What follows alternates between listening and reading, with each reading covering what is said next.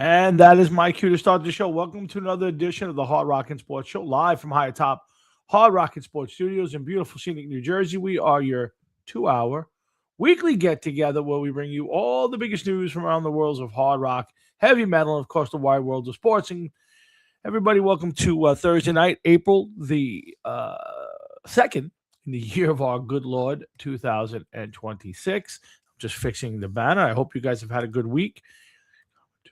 2026. Hold on, I'm just fixing the banner up and save that. Save it, and we'll pop it up. Yep, that's right. That's us, Hard Rocket Sports, April 2nd, 2026. And I hope you guys have had a great week. It has been an odd week, really, really warm and beautiful for a couple of days. Day before yesterday, yesterday. Yesterday was a beautiful day, and today was just miserably cold. And boy, oh boy, freezing out, as a matter of fact. Waiting for Jeff to pop up anytime now. So I'm hoping he shows up. In the meantime, we'll get the show kicked off. Hope you guys have had a good week. It's a Holy Week, of course. Passover started Wednesday, yesterday. And, of course, we had Easter. We have Good Friday tomorrow. And which was, I have to tell you, as an altar boy growing up, Good Friday was my favorite mass to go to. It was, it's hard to say it's exciting. It was just very different than the normal Sunday mass you went to. It was such, as an altar boy, being a part of that, and the lights went out, and I did the mass in the daytime where they come in and they wash the feet and all that. It was something special to see and be part of as a kid. I miss part of that sometimes. And then, of course, we have Easter Sunday where, it's commercialized like most holidays now, where the true meaning of it is kind of washed away with Easter bunnies and eggs and, obviously the commercial world's way of taking a high holy holiday and creating it so everybody gets involved, right? You don't have to be a Catholic necessarily to enjoy Easter Sunday.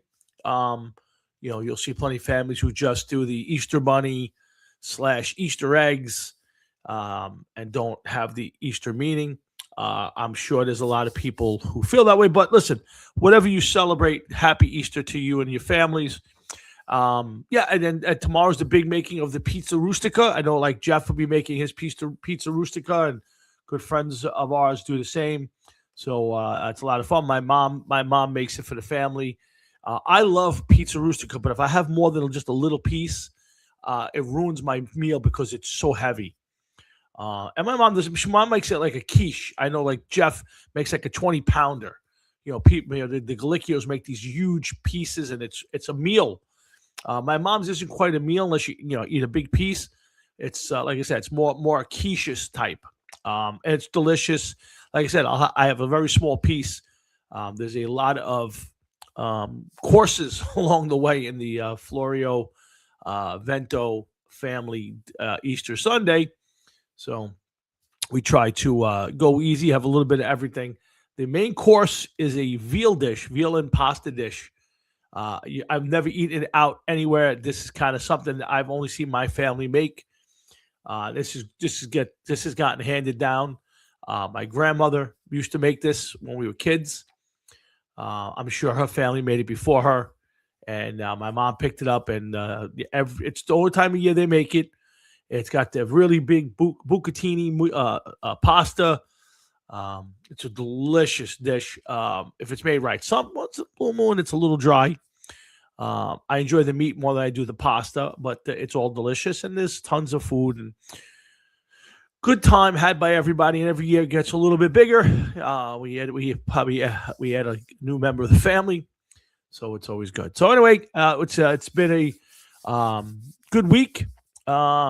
Busy at work, which is good and bad. I'm old. It's hard running around 48,000 square feet of land all day long, but we manage to get things done. In the meantime, we got a lot to talk about tonight. We'll talk a little bit of football. We got some OBJ sightings, the Jets coach. We'll talk about the NHL 100, top 100 list. I don't know where it came from, but it's bizarre.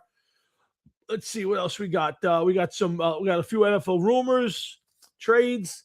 Um, let's see. We'll talk about. Okay, no more Monday Night Football double headers. I do want to. Okay, we got some more. We got plenty of rumors. We got some Iron Maiden. We got Kirk Cousins. Again, not an action-packed show. The draft show's Matt tonight in the draft. I mean, when's the draft? The 26th, 27th? In fact, that's the problem. I didn't think about that. I might not be here for the draft. My son's getting married. This might be the first year I don't do an NFL draft show. I didn't think about that. The draft is the 26th, I believe. Wow. Holy cow. Matt, you just brought that up. I will not be here for the NFL draft show. I wonder if I could do it from the Dominican. Interesting. Wow, I'm a little upset about this right now. This is the first time in the history of the show that I have not been on the air for the NFL draft.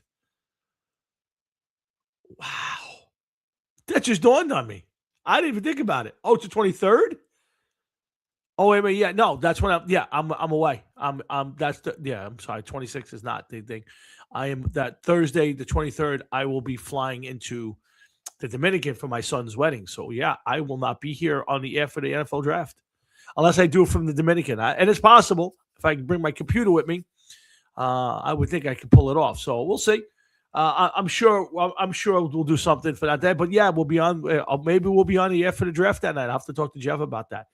So anyway, yeah, lots to talk about. OBJ, Kirk Cousins, Aaron Rodgers, Aaron Glenn. We'll talk a little hockey. Yeah, real quick before I get Jeff on, nobody should be panicking in Met world. Nobody should be exalted in the Yankee world.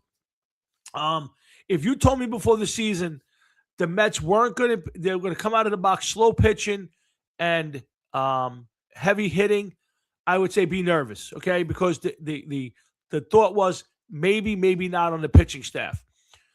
But the pitchers have been really good. And the hitting's not there yet. The hitting will come. This team will hit. So if this team struggles and it's struggling because of hitting, I think you'll be okay. Don't do it. Don't do it on the 16th. Why would I do this draft show on the 16th? The draft is the 23rd. I mean, if I'm not on, we can fake it. We can do our own draft, but maybe we do a mock-up. But the draft show is usually on draft night. We kind of do the first 10 picks on the air. So yeah, the Mets will hit. I can't imagine that Lindor, Soto, Bichette, and company don't hit. Now, they may not hit all at the same time, which could be a problem. Simeon, the whole bit. They may hit. Now, we can do a draft preview on the 16th. That we usually do. Yeah, we're going to do it one way or the other. We'll be on. I would tell you, if I have to do it from the Dominican, I will probably bring my computer with me, and we'll do it from down there. It's not a problem. I don't think it is. I'm going to find out if I can log on from there. So again, I think the Mets. There are too many mistakes. Lindor made. Let's say one yesterday. Believe me, Matt, that's the last thing I want to do. Believe me, I love my son, but the last thing I want to do is travel to the Dominican. So, but that's what you do for your kids, right? But yeah, I think the Mets will be fine. The pitching looks really good. Peralta, McLean, Senga look good. They're not giving up a ton of runs. They're just not scoring any runs. So that's why. But I think ultimately they will hit. Again, I think the big problem for the Mets, kind of like last year, was when Lindor was hitting, Alonso wasn't. When Lindor stopped hitting, Alonso did. There was a lot of that on the Mets last year. There was a lot of inconsistencies, and they didn't pitch, and they did that, which was why they had the bad season. I know they're 3-3. It's 6 games in. I wouldn't worry about the Mets. If the pitching holds up the way it's going right now, this team will be fine. I'm not saying they're making the playoffs. I'm not telling you they're going to win the division. All I'll say is they'll be fine. There won't be an embarrassment. If the pitching drops and they continue to hit like this, well, that's a whole different story. But this team, if it pitches the way it's pitching now, they'll eventually the bats will warm up. You'll start seeing some hits. I would be surprised. I would be shocked if Bichette didn't have his normal numbers, and Lindor. The problem for Lindor is it's either all in or all out. And that's the problem with Lindor. It's either he's great. He never has one of those seasons, kind of like Judge, where, it's just steady the whole year. You have some hot streaks and some slow streaks, but it's consistent. He's like all or nothing. He's either the best player in the league or the worst player in the league. So I think he'll be fine. Again, do they all hit at the same time? Do they all, kind of feed off each other? That would be my only concern for the Mets. But let's see. Again, I've seen a couple of mental mistakes yesterday. Lindor had one in the first inning. In the first inning, he didn't realize how many outs there were. You get lulled into the third, fourth, fifth, sixth, seventh, eighth inning. I get it, but when you're lulled and you forget the outs in the first, that's bad baseball, and that's something you can't have from the guy who wants to be captain of your team. So that's a bad job by him. But again, too early to get on it. And the Yankees, same thing. Biggest concern that I would have is the pitching staff, and so far, Shitler looks great. Difference this year is that the Mets team is hitting doubles and moving runners. It ain't home run anymore. Yeah, Paulie, so do I. I agree. My concern coming in would have been the pitching staff. So if you're pitching like that, the hitting's going to come. I have no doubt that this team will hit. So again, I want to see fundamentals happen. I'm not crazy about the corner defense. I want to see better defense behind the plate. Alvarez is going to prove some stuff. But I think ultimately this team will be fine and it'll battle. Again, they traded, they let Alonso go to get better on defense and replace him with a guy who doesn't play defense in that spot. You have a guy who's never played third. Again, it's a good shortstop. We'll see. Yeah, now the Yankees, again, it's typical Yankees. And the problem I have with the Yankees is, they'll win 90-something games. They'll battle for the East title. They'll either win the division or get a wild card. And then they'll get to the playoffs and it'll fall apart because this team is the same constructed team. Now, if you get better hitting out of if you get Rice is more consistent all year, if they stay healthy, they'll be fine. To me, it's the playoffs for the Yankees. Are they gonna get past?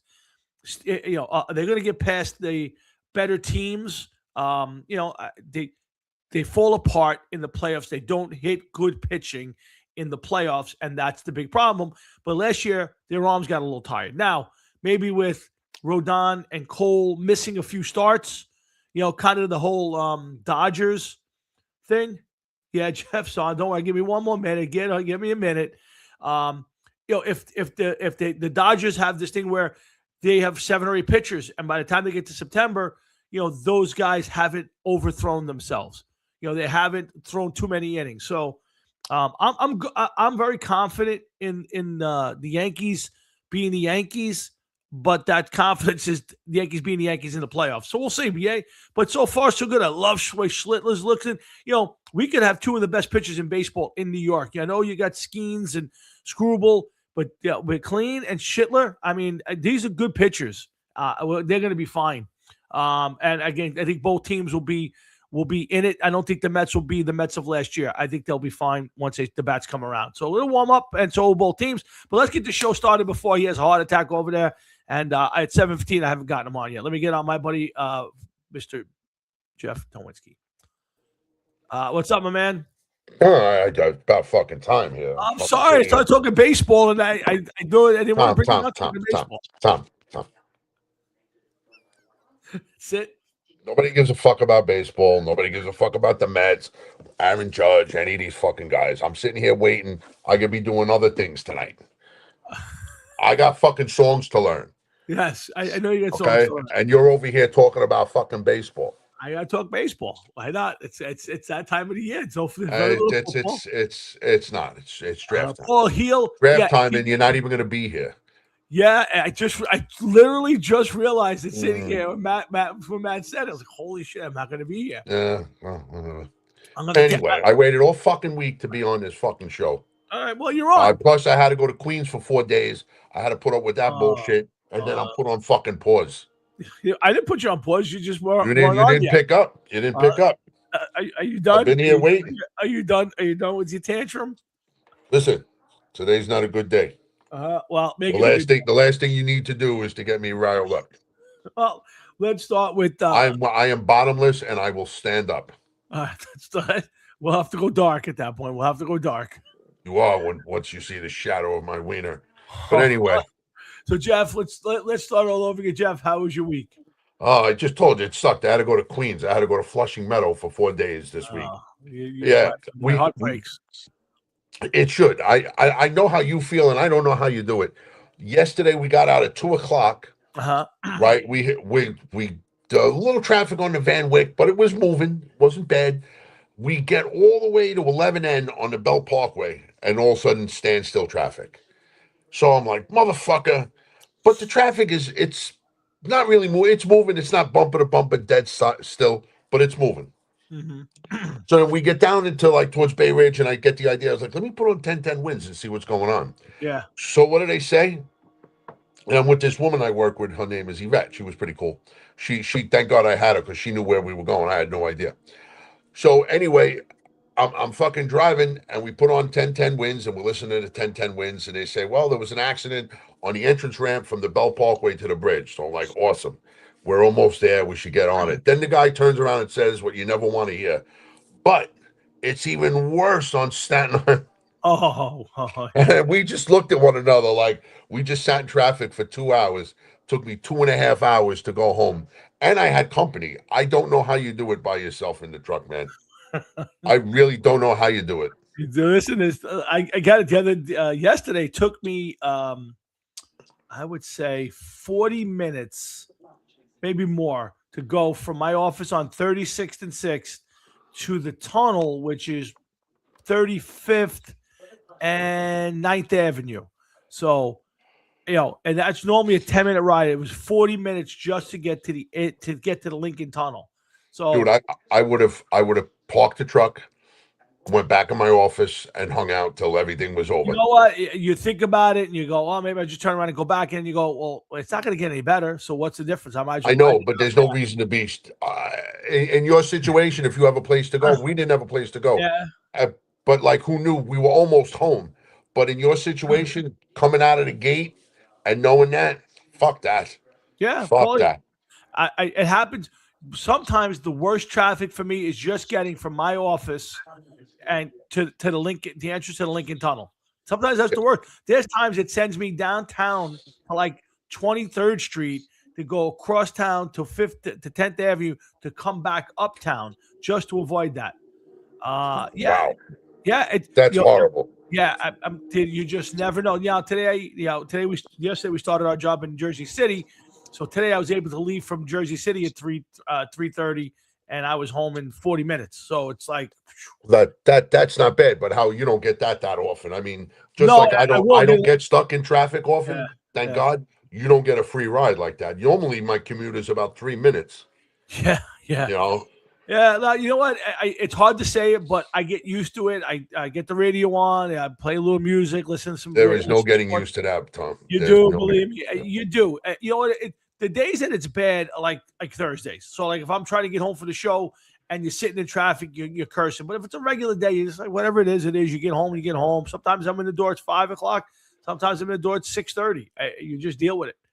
What's up, Big Monty Lou? Fuck that. Yeah, I mean, listen, Matt, I agree with you. I hate going to the city every day. I hate, and I know I don't want to sound like a snob, but again, it's the same old thing. You can't cross the street without walking through a plume of, pot smoke and homeless people. Now I will say this: I haven't seen anybody shooting up in a while, so we're moving ahead. I spent a good part of a couple of years walking into this area and stepping over people actually shooting up on the street. So I haven't seen that in a while. But thank you, Lou. To see what he said. But I hate it. I wouldn't mind going to the city to go to a Knick game or Ranger game or hanging out, but to go in every day to work, it sucks. It really does. And I'm looking forward to the days I don't have to do it anymore. The last time I went to the city was at Christmas time. Right. To go see the tree with Paul and Julia. And let me tell you something. That's, for me, it's a novelty, completely different situation. Yeah. Fuck that. Fuck that.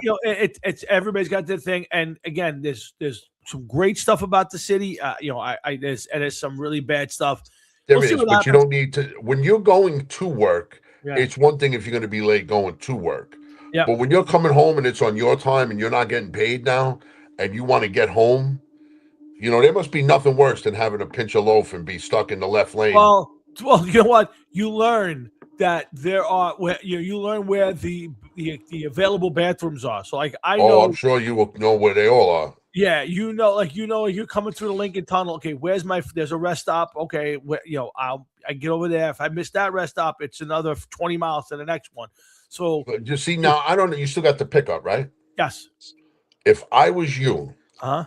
I would look around and try to find a used cap and put a Okay. cap on there. And then this here way, you just need a compound bucket. That's it. Yeah, well, I do carry a compound bucket in the back of the truck. It's got some tools in it, but yeah, I mean that I'd have to be kind of like really desperate. But no, I mean, listen, you know where you are, and listen, there's times I've had to stop on along the way because it's either too much traffic or I just ain't going to get home in time. So you do what you got to do. But I haven't had an emergency, so let's knock wood. I'll say this, and I wasn't going to bring in politics, but I did have it on my note sheet to start the show with. I get a kick out of the politicians, both sides. Kathy Hochul this week got me funny because she came out and she was like, we got to get these people back into New York. All the rich people got to come back. We need the taxes. We got to fund things. And 3 years ago she was like, get the hell out. You can't do the policies you do and not expect people to run. And that's what's happening. If anybody's not paying attention to that, California, New Jersey, New York are in the top 5 of states where rich people are leaving and going to Florida and Tennessee and Texas. So keep taxing people to death, and that's what happens. Rich people leave, and then got people like us get stuck here because we're in the middle of that. We're not rich. We're not necessarily poor. And we're gonna pay the brunt of it. So I get a kick out of Kathy Hochul now saying, "Oh yeah, by the way, come on back. We're sorry. We'll start all over again." She's such an ass. She looks like she had a stroke. She should have a stroke on TV. That bitch. Sometimes I actually feel bad for her because I know she's stuck because she's progressive. Got it. She wants to tax people, but she understands. She did it with congestion pricing, right? They were going to roll it out, and she said, "Well, wait, the election's coming." And I don't want to give Trump anything. And she said, okay, I'm not going to roll out congestion pricing until after the thing. I'm studying it. As soon as the election was over, regardless of who won, they were going to put the congestion pricing in, and they did. Fine. Now it's taxes. So my moron wants to tax everybody to death, and she's fighting them off with a whip and a chair. She needs his support, but she got to get reelected. So she's trying to bury all of his stuff, but the minute she gets reelected, that's it. So if you don't want big taxes, vote for Bruce Blakeman. I don't care what he does. He ain't her. And you need a stopgap for this moron that they got running New York City now. So just letting everybody know that. You could say whatever you want. Yep. And feel however you want. Yep. It's gone. It's over. It's done. Yeah. She's not going to get voted out. Okay? I agree. No, I agree with you. You had Cuomo for how many years in a row? Now you got this fucking maniac. It's not. It's bad. It's bad. It's bad. I agree with you. And listen, I got it half a foot out the door. To be honest with you, like taxes keep going up, and all the stuff they keep throwing at you, and all this progressive bullshit that they throw at you. You can have it. You can keep it. I'll go to Florida and flip burgers or go work at Walmart. I don't care at this point because I'm not going to put up with what they want to do. And they want to tax you on what you make, on the house you buy, and then they want to put a wealth tax in where every year they can go back after all of that and say, well, you have all of this money in assets, and we want a piece of that now. So they want to tax you after you get paid. They want to get taxed. They want to tax you on your property, and then they want to tax you after that on the money you've accumulated in your life. So if you got money in the bank for your kids, you got money in stocks, they want to add all of that up and say, give us 9% of that. I don't know how anybody's going to do it here. I don't care if you're a Democrat, Republican, liberal. I don't care who you are. You can't possibly think that's a smart move. And if you wonder why people are running, and I do believe this, Jeff. I believe this guy wants to chase everybody out of New York City. I think he wants a certain type of people, certain class of people, and he just figures the federal government, when the Democrats get back into power, will just give him money to fund all his programs, and people will live here for free. I don't know where that Shangri-La is, but I think that's his plan. I don't see any other way around it.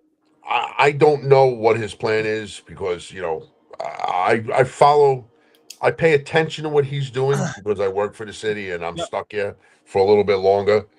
But it's a scary situation, and it ain't gonna get any better with this asshole in office. No. He's another one, man. Maybe he should have a fucking stroke too, and fucking, you know what I mean? Yeah, like I said, it's just at the end of the day, you can't keep taxing people to every bit of what they have. And, you can say you tax the rich, but the rich are smart. They take their money, they go overseas, they go down to other places, they hide their money, they don't spend it, and you don't get it. And then next thing you know, he's got to go, well, you guys are the ones that are left here. I'm going to tax you. And then you're stuck here because you can't now no longer can afford to move out of here. So I don't know how people do it. I don't know. I'm happy that I sold my house years ago and I can pick up and walk out the door tomorrow. That's how I feel, because I looked at it. But for my kids, for my friends like yourself, and I say, I hope you guys, when the bomb finally drops here, and it's going to drop in the next year or so here, I hope you guys can all get out or at least, have some sort of life around all this bullshit, because I can't do it. Then, yes, Matt, hot dog carts, maybe. Hot dog carts. That's where we're going. So, listen, whatever. I mean, you can't worry about it today. Tomorrow will be here soon enough. You don't know what's going to happen, and you just got to hope that his plan falls apart, and that every day is one day to getting rid of this asshole. So we just hope that things don't work out right. There's already talk that his own cabinet is looking at him like he's insane. So maybe there's a coup. Yeah. Who the fuck knows? No, you're absolutely right. But the problem is, if The damage he can do in no time flat that's what's said. Yeah, that's the problem. So again, I just say, if you voted for him, if you vote for her, you get what you deserve, and that's all I can say. I feel bad for the people who don't, but that's the way we live. That's our voting system. So you get to vote it in. I hope people don't have buyer's remorse. I do think a lot of people are getting buyer's remorse. They're starting to realize that he can't give you what he told you he can give you, and the little things, not inviting, the Archbishop of New York to the, prayer breakfast, not attending, Catholic stuff, being anti-Jew. I mean, all that stuff, you're mayor in New York City, whether you feel that way or not, you kind of got to be mayor for everybody. And this guy certainly is not. So no big deal. For me, like I said, I get tired of it. I pick up and go. I just worry about the people that I would leave behind. So certainly don't want to do that. But let's get into some more fun stuff. And I should say fun stuff, because the first thing I want to talk about, Jeff, is the passing of one of our favorite guests, at least one of my favorite guests we've ever had on the show. I can't swear to be the biggest fan of the bands he was in, but I was a big fan of Ross the Boss. Yes. And the fact that Ross, also known as Ross Friedman, guitar player extraordinaire from the Dictators and Shakin' Street and Man of War and other projects, passed away February the 9th, I believe it was, at the tender age of 72 from ALS, the Lou Gehrig's disease. I didn't even know that he was sick. It's funny. It was like 4 months before he announced it. February 9th, he announced that he was diagnosed with ALS, and he died on March 26th. So I'm sorry, he just died last week, but it was only, he announced it. Now I believe it was like 4 months that he had it. So Jesus Christ. Yeah, I mean, a super night. I want to pull some tape for next week. I didn't get a chance to do it this week. I found some old Ross the Boss interviews. I'm gonna try to get some on there. But he couldn't have been nicer to us. He invited us to go to his batting cage in Queens. I kind of regret never doing that. Me too. I mean, it was during COVID, so it was kind of hard, but we should have pulled it together and went. I mean, this is a guy who was, kind of big in our industry, in our music world, and we could have went and hung out with him and got to know the guy a little bit better. But again, I've never been the biggest fan of Man of War or the Dictators, but as a guest and a big sports fan, love the Giants, love the Mets. Big guy, big in New York City. In fact, it was his interview we did with him that I played for Vinny Appice that got Vinny Appice to do the show, who loved us and got his brother Carmine to do the show. So just for I'd the love record, to get Vinny Appice back on, man. I've actually invited him a couple times. He's never responded. So I don't know if he's changed emails, but I have sent him a couple. Okay, you want to come on? I'd love to have you on. And he has not responded. I'm sure we can get Carmine on, but I like to talk a little bit once in a while. I'm not saying anything bad. Nope, not at all. Carmine for a while turned into a regular guest on the show. He must have been on 5 or 6 times. Yeah, he was on for a while, but he was, man, holy shit. But Ross was on a bunch of times, and we talked Mets baseball with him. We talked Giants football with him. We just talked music with him, and he was such a good guy. And to be honest with you, I probably never knew his age. I thought he was about our age, a little older, obviously, because they were more established. But he just was such a good guy, and he did the video interviews, he did the radio interviews with us. Mhm. He did them all. He was such a good guy, Jeff. Yep, So, definitely. Sad to see part of the Hard Rocket Sports family no longer here. So we wish his family our deepest, sincere condolences. Speaking of the Hard Rock and Sportsman family that's been gone, how long has the Half Man been gone? Is it coming up on 3 years? That long, huh? It's at least 2. I might be coming up on 3. Wow. Yeah, it has to. You know what? Well, I was still living on the other side of this place, so it's at least 2. Yeah, it's at least 2. It may be coming up on 3. I'm not sure. Wow. Yeah, there's somebody that yeah. what could be said there? Yeah, it was April, sometime in April. I think it was his passing, and Dominic was a great guy. We said it many times. I found a whole bunch of stuff that you had your weekly halftime with the Half Mans. I got a whole bunch of them. I'll play them when it gets closer to the anniversary of it. But Time with the Half Man. Yeah, all of those. So I found the episode of the trial of the Half Man. I found that. The trial of the Half Man. Wow. Yes, the trial of the Half Man. We put him on trial. So, yeah, I remember that. That was a classic moment. That was a classic. So, but like I said, that's part of life, and life at some point takes more than it gives. And like I said, we'll see. But unfortunately, we'll say goodbye to Ross the Boss. I'll try to get some clips up next week from Ross. Yeah, he was a really cool guest too, man. He was a great guest, a lot of fun. Big sports fan. It's funny how many people we've had on the show that I didn't know were sports fans. Rick Emmett from Triumph was a big baseball fan, loves the Blue Jays. Who was another one we had on the show that turned into JJ French. In the middle of talking to him about Twisted Sister, we were doing the benefit for AJ. Turned into that he was a big Mets fan, and that was right around the time they were playing in the World Series. So he actually made a really nice comment that he loved doing the interview because he got to talk sports. So that was always a fun part for me when you got to get a guest on who was, like, say, a musician, and he got to talk sports with us. And same thing, guy like Ross Friedman, always talking dictators and the other, and baseball. He was a big baseball guy. Yeah, so that's a lot of fun. So anyway, we got a lot to talk about. I want to talk. There's a lot of rumor stuff running around out there in the football world, Jeff. So let me get to that right away. And the first one I bring up is there's been a lot of bringing back the old. The Giants have brought back who they cut. Oh my God, the Giants have brought back a couple players that they had cut and brought back, but they're now talking about bringing back.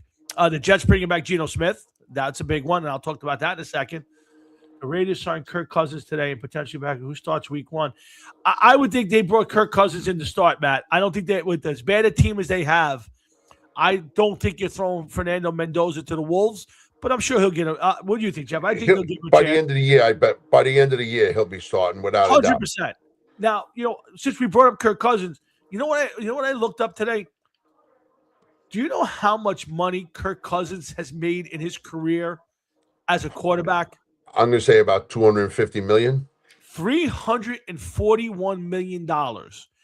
There's only, and he's in the top 5 of quarterbacks money earned for a career. Do you want to know where he sits? Gotta be. I don't know. I'm going to say probably with 3. Very close. So at number 5 is Russell Wilson, has made $305 million. My God. Aaron Rodgers has made $325 million. Tom Brady at number 3 has made $333 million.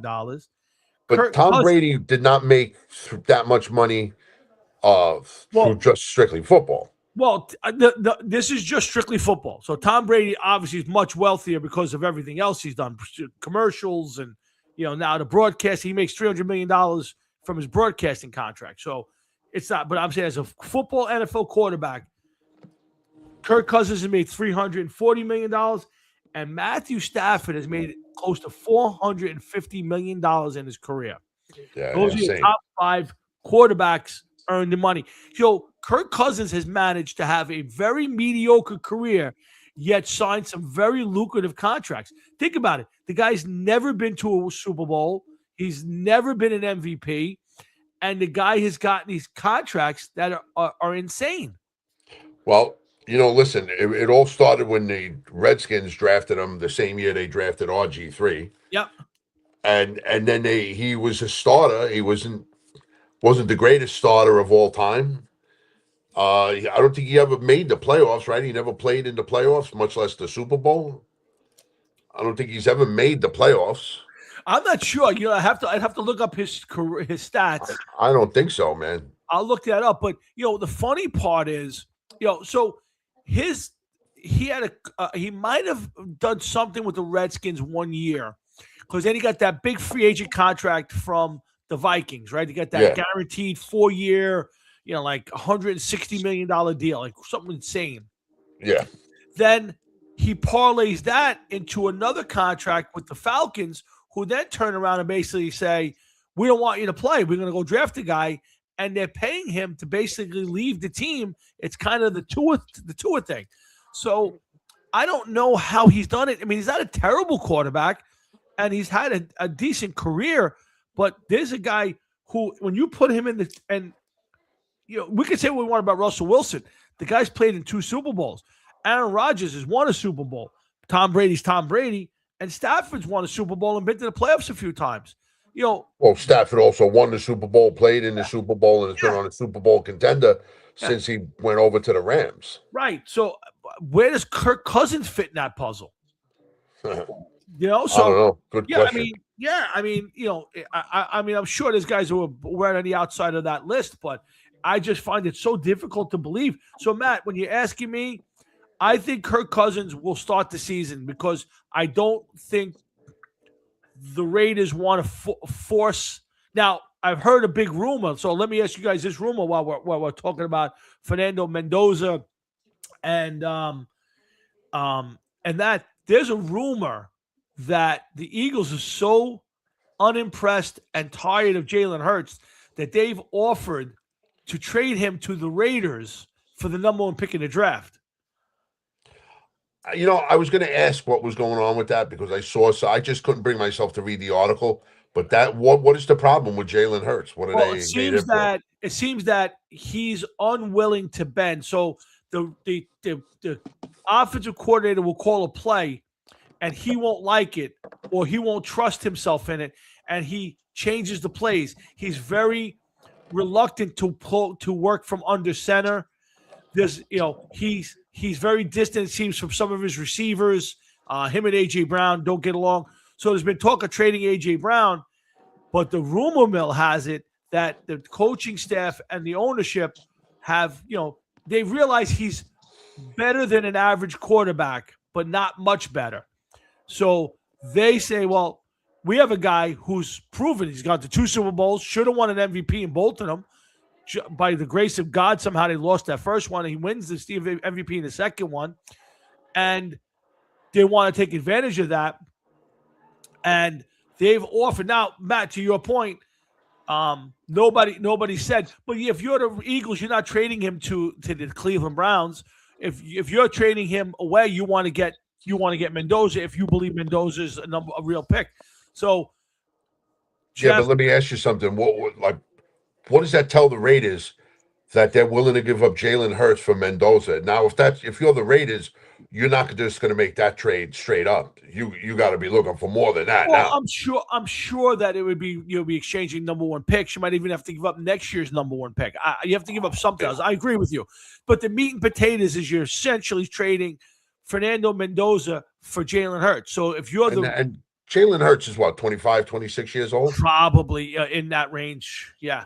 I don't know, man. Depending on how they feel, I'm gonna look up Jalen Hurts, see I how would old tell he you is if now. I was the Raiders, I agree with Matt. I would not do it. Now, I've never believed in Jalen Hurts as a great quarterback. Not at Alabama, not where when he moved He's over to Oklahoma. 27 years old. Yeah. I don't think he's a great quarterback. I've never liked Jalen Hurts as a quarterback. He's won, but he's been surrounded by a very, very good team. I think Harry Roseman's done a great job of putting great players around him.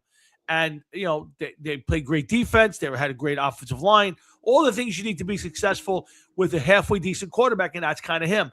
So if you're Eagles, you've kind of run your course, and you probably don't want to pay him anymore. So trading him to the Raiders, the advantage for the Raiders is nobody knows today, Jeff, what Fernando Mendoza is going to be as a pro. Nobody knows. I don't care who you are. There are no guarantees in the NFL as far as quarterbacks coming out in the first round, and let alone the number one pick in the draft. No, So I hear you, but it's just also, like I said, it makes you think that, they're willing to make such a big trade and trade such an asset that if you're the oh, Raiders, you got to think like, whoa, wait a minute now. no, if I'm the Raiders, I'm telling you, all right, you know what? Maybe I'll do it, but I want 3 number one picks, and I'll take Jalen Hurts, and do that. If you're that interested, they may be sold on it. But Matt, to your point, maybe you're right. But I would tell you, I guarantee we looked it up. It's 50-50 at best that Fernando Mendoza, inside of his contract for this team, is a great quarterback. And it might not even be his fault. Is the coaching staff going to be any good this year? Does he have players around him? How long till they turn that team into something? Does his career go the same way as Sam Darnold, where he looks like a bust and then he goes someplace else? Is he Zach Wilson and never gets a career? So there's no guarantee. You already know that Jalen Hurts is at least a solid NFL quarterback. Would you agree, Jeff? Well, he's been to 2 Super Bowls and he's won one. I mean, Yeah. And an MVP. yeah, of course. Yeah, so if you're the Raiders, you're getting a guaranteed guy who's a quarterback. I'm not telling you he'd be great there. I don't like the guy. So if you say, well, listen, I can get a couple of picks plus an established quarterback and not have to worry that I picked up a guy who may or may not be my future quarterback, because it's still a may or may not be. I don't care what anybody tells me. There are no guarantees in today's NFL. Well, of course, you're 1,000% right. But you know what, too? Let's just say that Mendoza pans out and he goes over to the Eagles. Now you're talking about them being a perennial Super Bowl contender if he's as good as people think. So now that number one pick, even if you got 3 this year and then 2 more years, number one picks, you may end up getting a number one pick in year 32, depending 100%. on what they do. 100%. Now, if you're the Raiders, you're sitting there going, again, is Matt the general manager of the Raiders, where you're in his office, he's going, this guy is a lock. There is no doubt in my mind this guy's going to be the next great quarterback. Is he the last guy that came out of college with all the hype in the world, to me, that actually lived up to it, was the kid from the Colts. What was his name? He retired early. What was his name? Luck? Yes. It was Andrew Luck. Tell me the last quarterback picked that high in the draft that everybody loved, that came out and was immediately as good as they said he was going to be. And it's Andrew Luck.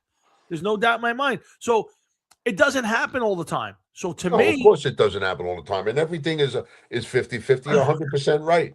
But you want to know something? There's a lot more people that feel as though that this guy is the real deal and he's going to be worth something one day. That guy was a bum. Just for the fact he was all hype. He was all hype. Steve Pallor. Yeah, Steve Pallor. So I think it's an interesting conversation. If you're the problem for the Eagles is you're not trading from strength, because now people know there's a problem with his attitude. There's a problem with his arm because he doesn't like to throw the ball sideline to sideline. He wants to throw the ball deep. he doesn't like to play front. So there's already a character issue with your quarterback that you're now bringing onto your team. Isn't he small too? Isn't he like under 6'2", like 6'1"? It's a really good question. I'm not sure. I would not say he's the biggest physical quarterback I've ever seen in my life. So I think this is an interesting conversation. Whether it's real or not, I have no idea. This is just what the rumor mills got out there. So I just think it's an interesting point because if you're the Raiders, and he's 6'1", 223 pounds. Yeah, which means he's probably 6 foot. They always give him a little bump. But it's always that thing where even when you got the number 1 pick and you're sure that this is your guy, do you know he's your guy? So you're getting Hurts, who you don't have to worry being a bust. You worry about everything else around him. But if you give up Mendoza and he turns into the superstar, like you just said with the Eagles, now you got egg on the face. So the likelihood is neither guy gets traded. Now do the Eagles survive with Jalen Hurts? Do they get forced to trade him again? Like Matt said, to Cleveland later on. I don't know the answer to that. I was reading about Cleveland. They seem to be they don't seem to be in a rush. They're going to maybe give Deshaun Watson a chance. Yeah. The problem for them is they owe so many coaches and quarterbacks money that they really can't afford to bring in anybody new. I looked it up. I mean, at some point they owe like $100 million in like coaching and quarterback salary this year. It's like Jesus ridiculous. Christ. Yeah, that's fucking believable. Yeah, so I mean, if you're them, I mean, tell me the last play they hit. I mean, I would think they're going to get Shedeur Sanders and Deshaun Watson a chance to battle, and the best guy's going to play. Now, that might be like being the tallest midget in the circus, but one of those two guys is probably going to get the job. I don't think Dylan Gabriel is going to get the job. But again, here's a team that drafts 2 quarterbacks in the same draft. One of them who's fallen from maybe the top pick of the draft to the 5th or 6th or 7th round, whatever it was, 6th or 5th round. So yeah. if you're, to me, that's the place quarterbacks go to die at this point in time. So we'll see. But yeah, I think the Jalen Hurts thing, you kind of saw it last year, and it seems to be manifesting itself. And how they fix that, I don't know. But again, I've said it from the day he got drafted to now. He's an average at best NFL quarterback. He's only one of those guys. He's one of those guys who needs great players around him to be great. Watson? No, Jalen Hurts. Oh, listen, you know what? He's been to the Super Bowl twice, and he's won one. So no. But again, if you put him on an average team, he's not great. Like if you took a Peyton Manning and put him anywhere, or a Tom Brady, you put him anywhere, they're going to make everybody around them great or play great. This guy's not that guy. So if you got a great team and you need a final piece of the puzzle, he might be your guy. If you were trading him to a team that was, like the Steelers, or a team that, is probably a very good playoff team, but needs a real quarterback, he might do well there. With some weapons and a great defense and an offensive line. But if you're putting him on a team that's going to struggle, he's not going to be your guy. Definitely not. So, just my opinion. Again, Hard Rock and Sports, that's Chef, and I'm Tom. We're here on Thursday. Thanks for tuning in. We look forward to finishing up the show with you. We got a lot more to get to. I want to talk a bit about, let's see. There's a rumor out there that the Broncos are or were pursuing Aaron Rodgers. How does that make any sense? With Bo Nix playing well last year, would Rodgers want to move to another team to play, Jeff? What's your thought on that? I mean, it would make more sense for Aaron Rodgers to want to go to Denver than Denver going after Aaron Rodgers. I would agree with that. Yeah, because they have a better chance of winning this year, right? They're probably going to be of course favorite to win it all, right? You would think that. But yeah, I don't understand the reasoning behind it. Why not build around Bo Nix and try to help him out? I agree. It makes little to no sense. And besides, here's another. Now, this is the second year in a row, and I'm sorry to cut you off. Second year in a row that Pittsburgh has gone through the whole free agency period, not knowing who their quarterback is going to be. Yeah. And right now, today's the 22nd, and the draft is on the 23rd. So we're 3 weeks from tonight is the draft. 3 weeks from tonight is the draft, and the Steelers still don't know who their quarterback for 2026 is going to be. Yeah, I think Matt's right, and I think we called it last year. I think he's coming back. He doesn't want to announce it until after all the spring practices are done. He doesn't want to go to camp. So with the Jets, his last year, remember, he went to Egypt. He didn't want to pry. He didn't go to all the unmandatory and the mandatory mini camps. He kind of ducked all of it, and then he went away. No, but at this point in time, you could just turn around and come out and say, yes, I'm going to play, but I'm saving wear and tear on my body. What am I getting out of going for fucking spring football at this point in time? I agree with you, but you saw how it affected the Jets. When the other players are all there, and you sure. Now, this isn't Aaron Rodgers 10 years ago, where you could say, hey, that guy's great. I don't care when he shows up, as long as he shows up and plays. This is Aaron Rodgers, who's not the same guy, who's not very well liked by his teammates anymore, and is kind of the old man in the room. So if you're these guys and you're showing up every week and you're putting in the hard work, and Aaron Rodgers is doing ayahuasca someplace down in Brazil, it's a good bad look. So this way he's going, I don't know if I want to play. I hear you. It's a very bad look, without a doubt. Absolutely. But here's the thing. Here's somebody who's been getting ready to play football for over 20 years. You're not talking about, this is his third year in the league, and he says, nah, I don't feel like doing this. This is 20 plus years in the league, and he's still, it's better than a lot of other guys that have to be there for all of this stuff. Now, I'm not saying he's the greatest, and I'm not saying he is what he once was. But, you got to be honest, and you got to say to yourself, this guy's not with bad. You. Listen, I agree with you wholeheartedly. I'm just saying is if there's a reason why they haven't announced it, maybe they do know. I think the big question, if you are the Steelers, I know there's a lot of talk about the Jets drafting Ty Simpson in the second pick in the first round at number 16. Do a team like the Raiders move up and grab a guy like that? They should. But, who knows? We'll see what happens. And if you're the Jets, do you spend a little capital, move up a place or two to make sure that you get that guy? That's going to be an interesting conversation we'll have over the next few weeks. Who knows if the Jets aren't fucking throwing smoke at this point in time? You're going to have 3 picks next year. You could pretty much get whoever you want next year if that's what you want to do. But then again, this is the Jets we're talking about. So you don't know what the fuck is going to happen. Again, we've talked about this. When you see the guy you like, if they look up and say, okay, next year we might have these 5 guys come out, we might be in a position to get them because we have 3 number 1 picks next year. That might be a good spot. Or we really like Ty Simpson. We'll take him this year, bury him on the bench. He doesn't play it down. Gino goes out there and gets clobbered all year and whatever. And then we got Simpson with a year under his belt. We don't know. I would just say if you're the Jets, the rumor is that there's a good chance they're going to grab Ty Simpson. Mark it down here. Ty Simpson will be a Jet. I tend to agree with that. I think the only question in my brain is, will the Jets move up to get him to make sure that a team like the Steelers or one of the other teams that are hungry for a quarterback, don't jump up there and try to grab him. Again, I didn't come away overly impressed with him. I don't think I'm impressed with either one of these guys that are in the first round this year. I know Matt. Well, let me ask you this. So let's say that you could get Ty Simpson the first pick in the second round and you're the Jets. Would you do it? Yeah, I would. Because then now it would be in a perfect world. That's where they would get him. That's where they would go after him. Right. But like we've always said, if you think this is your guy and this is the one you got to take the chance on, you got to do what you got to do. I mean, they have enough picks in the first 50 picks that, he ain't going to be around at 44 or 50 or whatever their last pick is. Maybe not. Yeah, maybe not. Definitely not. I don't see that. Well, again, to me, here's what I say. I'd rather use a second round pick on because I want the first 2 round picks to be guys who are going to help this team this year. They need help right now. So a receiver, a defensive back, a linebacker, and another edge rusher.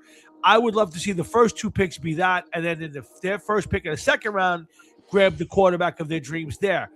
But I get it. If you say, I agree with you 100%. If you think Ty Simpson's your guy and you'd love to get him in the second round, and he's there in the first round at 16, then go get him. Go put that guy in your stable and take it. Because there's nobody playing quarterback for them this year that's going to be any better than him at this point in my book. But no, you're right, and I do want to touch base on the Aaron Glenn story this week about Gino taking them to the promised land. Yeah, I got it on my show sheet. Yeah, you're right. Yeah, we gotta talk about that. Oh, what is your feeling on that? I'll give you my feeling, but I want to hear yours first. Well, I mean,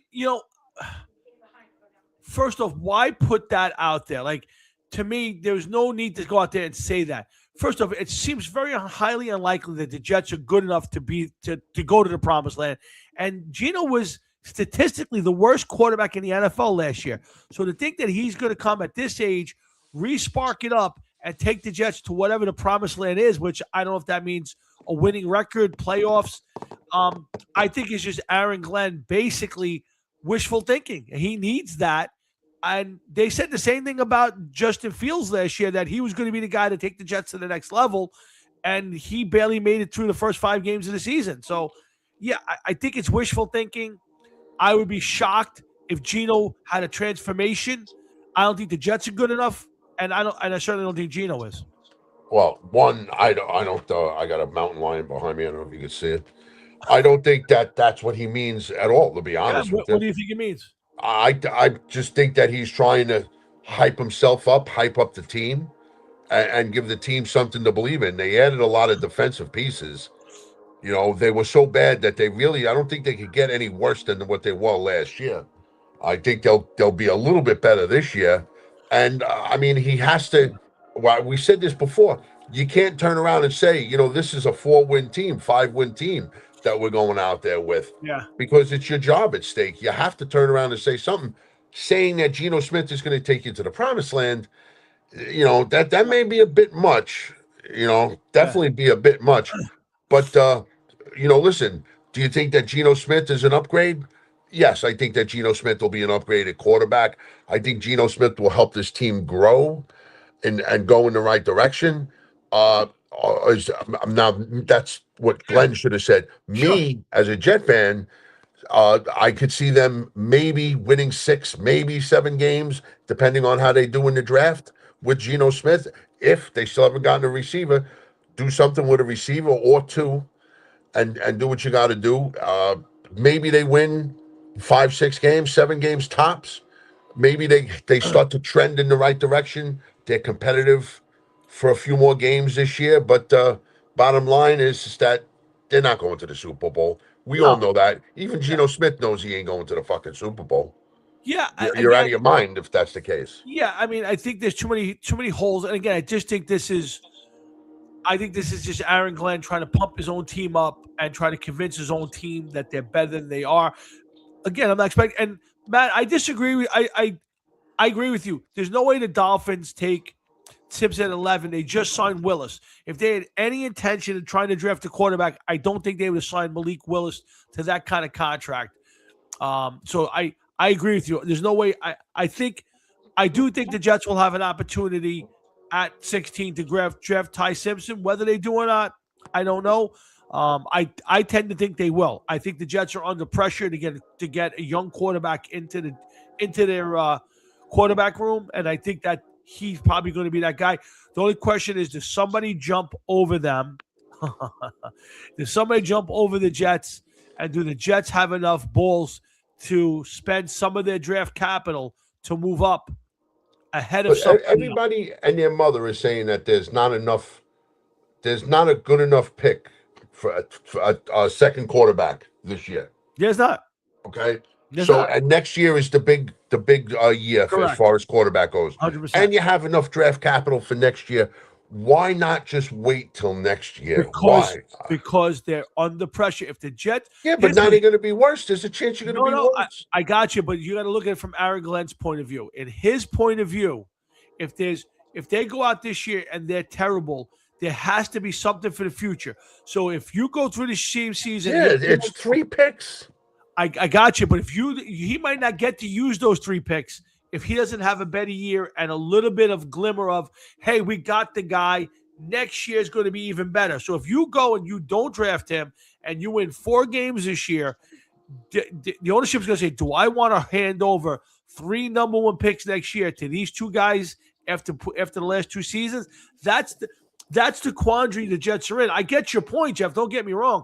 But my point is, they might not get the opportunity to spend that capital if they don't do something this year to A, be better, and B, give the fans some hope that the future's brighter, because Well, nobody's you know, thinking Geno Smith for the future.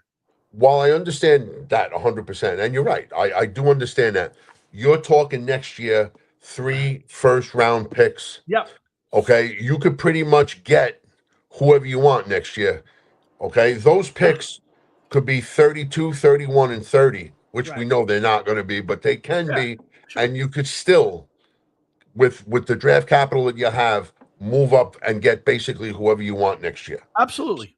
Okay. No doubt. Plus, they're going to have a ton of cap room, and I'm not saying that these two guys are the ones that are going to fix the Jets, but don't get me wrong. So please, but everybody and their mother is saying that Ty Simpson might not be worth it.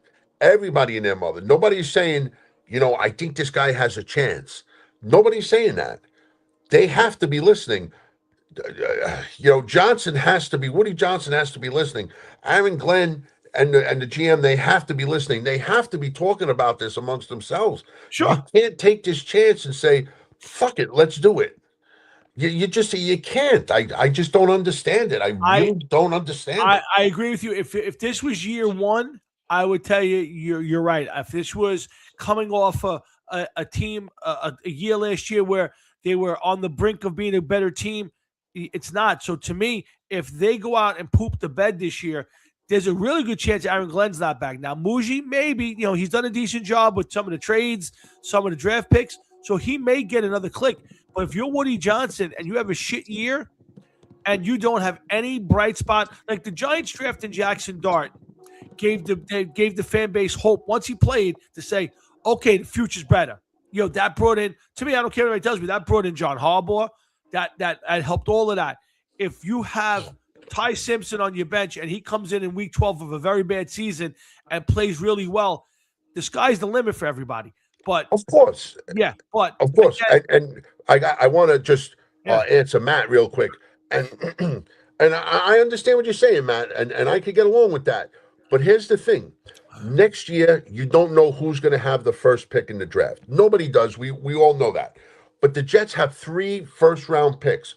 So now let me ask you: let's say that you're holding the first-round pick, and let's say there's 3 quarterbacks next year in the draft that could go in the first round, and you're holding the number 1 pick, and I come to you and I'm like, Matt, I'll give you all 3 of my picks plus next year's number 1 pick for your first pick this year. Okay, now I understand we don't know where everybody's standing. We don't know who the teams are.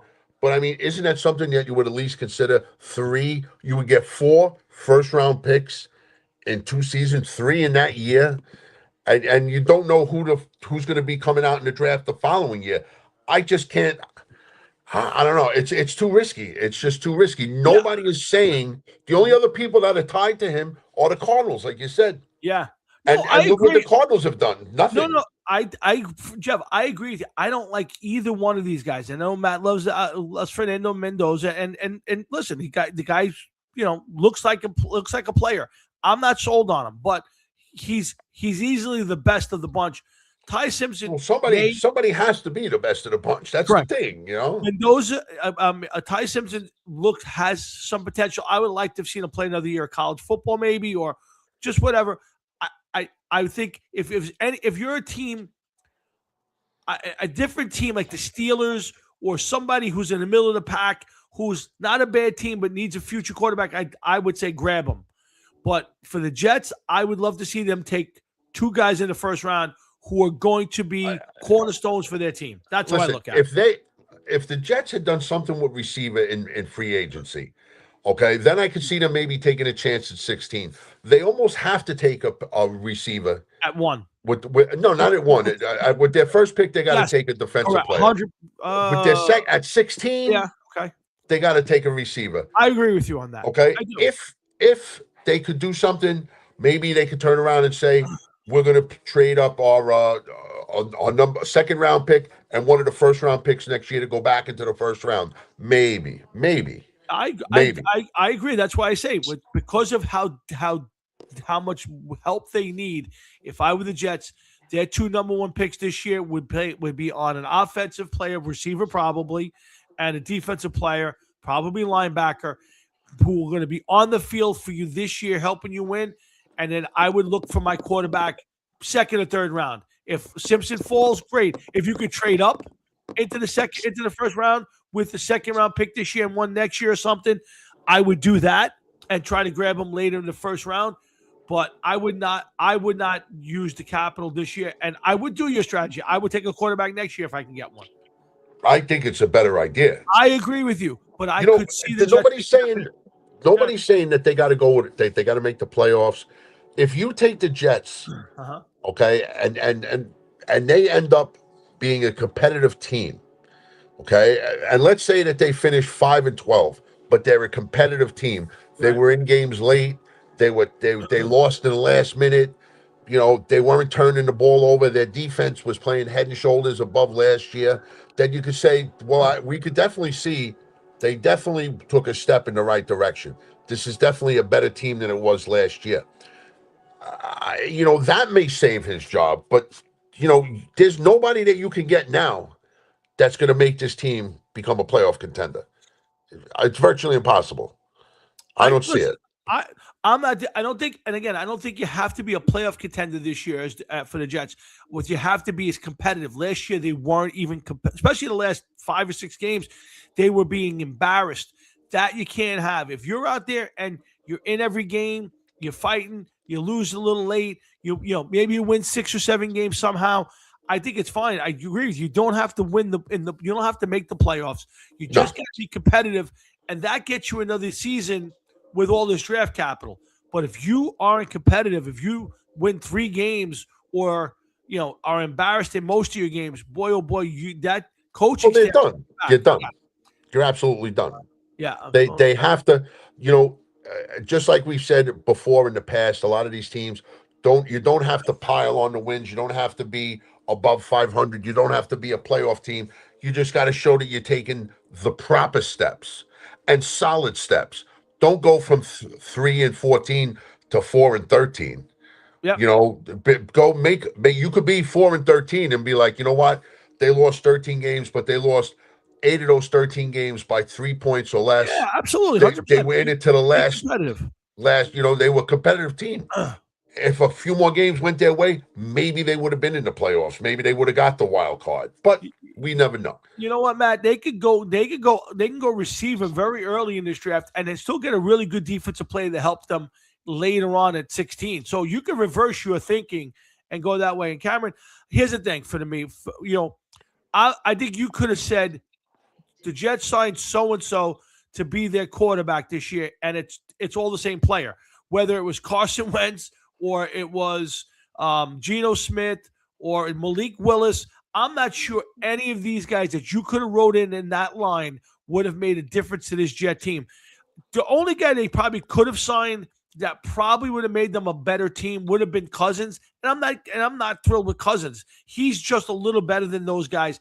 But anybody who was around for the Jets to sign, Jeff, I don't think you could write their name in and it would have been the same player. This isn't Geno Smith 2 or 3 years ago. Listen, and it's hard to dispute that. But here's the thing, too, that you got to understand, okay? They still did not upgrade in the right areas that you could have fucking got Joe Montana on this team. It's not going to be you need another receiver. Matter of fact, they lost that guy Mitchell in free agency.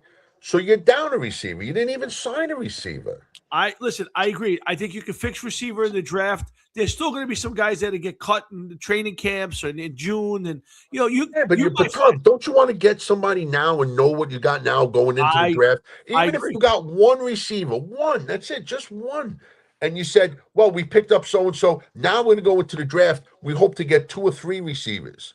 I agree. Listen, I'm not disagreeing with you. All I'm saying is, I think you could fix certain things on this team now and in the draft, and it doesn't matter who plays quarterback on this team. They're going to be the same team regardless. Nobody in the quarterback room that they're going to bring in, other than Geno Smith or Geno Smith, is going to make them better or worse. They're going to be as good as the guys they draft now and whatever they go into the room with. So, and not for nothing, they do need a second quarterback. Absolutely. They need 100%. To get somebody else in there, quarterback, and the options are drying up. Yeah, I think I would not be surprised if they drafted a quarterback. Whether it's Simpson or somebody else, and somebody else will probably be third round or later. I don't think it's gonna be anybody significant. And again, can you find somebody off the scrap heap to jump in? Yeah, you probably can. But I don't think Cameron. I don't think I'm not sold on Geno Smith. If this was Geno Smith from 2 or 3 years ago, where you go, he's coming up some good years with the Seahawks, I go maybe. But after last year with the Raiders, I just don't think the guy's got anything left in. I don't think he's got anything left in the tank to make a difference. Matt, that guy Mitchell's gone. He was a free agent. He went someplace else. Yeah, he's not even there no more. Yeah. Again, I think if I were the Jets, I would really consider grabbing the receiver early because you're going to get the best of the draft, and I think you can find somebody on the 16th pick to make a difference on the defense. It might not be the same splash. So if I were the Jets, I would consider that, and they might. If they go defense on the first pick, anything is possible on 16. I can even see them trading down at that point and grabbing more capital and moving down in the draft a little bit, and then taking an offensive lineman, taking an interior defensive lineman, somebody to help a little bit. But it's going to be an interesting draft for the Jets, and we'll have some fun with it along the line. But speaking of receivers, I do want to bring up OBJ. There's a talk of the Giants bringing back Odell Beckham for a final. How does somebody like this just disappear? Yeah, well, he almost did. He didn't play all. I didn't know he was suspended for 6 games last year for performance-enhancing drugs. Did you know that? That sounds familiar. Yeah, I did not know that at all. I know that he had played his final season 2 years ago. Well, not his final season, but last time he played was for the Ravens, and him and John Harbaugh have a great relationship now, and he's angling any way he can to get a shot at playing the Giants. Now, the Giants, one thing they have, it's not a great room, but it's deep. They picked up a couple guys in free agency. They brought back Isaiah Hodgkins. They got Slayton still on the team. Jalen Hyatt, who I am very disappointed in, has not stepped up. You still have Malik Neighbors. So I have a hard time believing that the Giants will sign him, but it might be one of those things where nobody else is giving him a shot. They bring him into camp, and you see what happens. You get a couple guys hurt. He goes out and plays well. He's the 5th receiver. Could he be better than Isaiah Hodgkins or Darius Slayton? Yeah, maybe. It's a possibility. How old is he? Odell, 32, I think he is. So it's borderline. Listen, nobody would be expecting him to be that guy, but if he went out there and got you 30 catches, comes up big in the red zone, you're going to game a couple guys get nicked up, and you got to go out there and he's got to play 3 quarters. It's possible. But here's a guy who hasn't played since 2024, coming off a PED suspension and an injury. I'm not expecting anything. I just think it's interesting that A, he'd even want to go back, and B, that they'd want to give him a chance. Although I know that John Mara loved the guy, never wanted to trade him, but did. Well, you know why he wants to go back? Because he'll get a fucking small ransom for fucking coming back to play. No, I would think that guy's coming back on a minimum salary. There's no way he's getting more than a player's minimum, $1 million. I'm not saying he's getting $20 million, but you know what? I don't think he's getting veterans minimum either. I don't think he would do it. Yeah, they don't have the cap room to sign a guy who's going to be their 5th receiver to anything more than that now. Anything's possible, Jeff. You know, in football, who knows? It would not shock me, but yeah, I don't know. I mean, there seems to be a lot of people want to have a second chance at things, and Geno Smith coming back to the Jets, and does to me in paper doesn't make any sense, but it makes sense. He's been here, knows the place, knows what to expect when he walks in into the locker room as far as the press goes. So and the scrutiny of it, but the OBJ thing, didn't end well for him with New York. Here's a guy who should have been a lockdown Hall of Famer. Came out the first 5 years, was great, and then let the fame go to his head, acted stupid on the sidelines, all the kicking the fight with the kicking net and the dog celebrations and peeing on the fire hydrant, and his constant battles with the other team. He went other places, and all the scrutiny. there's a guy who should just came and played football and could have been was talented enough to be one of the best of all time, and just he'll look back and regret it someday. Other than the money he made, I think he's going to regret not having fulfilled. Probably, but you could probably point at a lot of guys. Oh, sure, and say that whose career just kind of like went up in smoke. Yeah, no, I'm not doubting that. I'm just using him specifically because he's talking about coming back to the Giants. I'm just saying that's an interesting one. Again, Jeff and me, we got a little while going here. We got a little more stuff. We'll talk a little Iron Maiden in a minute. I want to bring up the NFL, the NHL top 100 plays of all time. We'll probably get specific to one or two players that I think of kind of not where they should be. We'll do that. That's really kind of all I got tonight, to be honest with you, folks. I don't have a ton of stuff. We'll probably end it a little early. I want to do a little practicing, and I want to get to that. So we'll definitely get to do that in a few minutes. But what do I want to bring up? Let's see. Okay, so let's talk hockey. You ready to talk a little hockey? Yeah, man. Yeah. All right, so let's bring up the list. Frankie Catalano put up a list today. Now, one thing about the show, we love football. Okay, that's for sure. We don't get to talk enough metal or music because there's not that much to talk about. It's very hard. The other thing we do love is lists. We love top 100s and top 50s and top 10s. The show's all about it. What Tambor Dor is not top 5 on this list. I don't even see. Do me a favor. Keep going. I just got to get a drink real quick. I had pepperoni pizza for dinner. I should have taken a drink with me on the. Yeah, I'll be right back. Don't worry about it. Do what you got to do. Where is Martin Brodeur on this list? Actually, he's a little higher than I expected. He's number 21 on this list. So we'll bring up this list and we'll talk about it. But one thing we do always love on this show are lists. It's just one of those things where we love to talk about top ones and top 10s and all that good stuff. So let's see. I get it up on the screen, and there it comes. There's the top 100 list all time. You won't see me and Jeff on it, but that's okay. I think it's more important to see the list. Again, guys, Hard Rocket Sports. We do have the NFL Draft Show coming up April 23rd. Hopefully, I can pull it together. I did not realize I will not be in town for that. So I will probably take my computer with me, which I wasn't planning to do. And I'll be in a hotel room someplace, and I will do the show. That's probably what's going to happen. So hopefully you stick around for April 23rd. We'll do the first 10 picks together. We always do it. And we'll see. A couple years ago, I went 6 of 10. I think that's the best I've done making my picks. I think I got the first 6 picks right. But not last year, not so good. I think I got a couple right out of the top 10.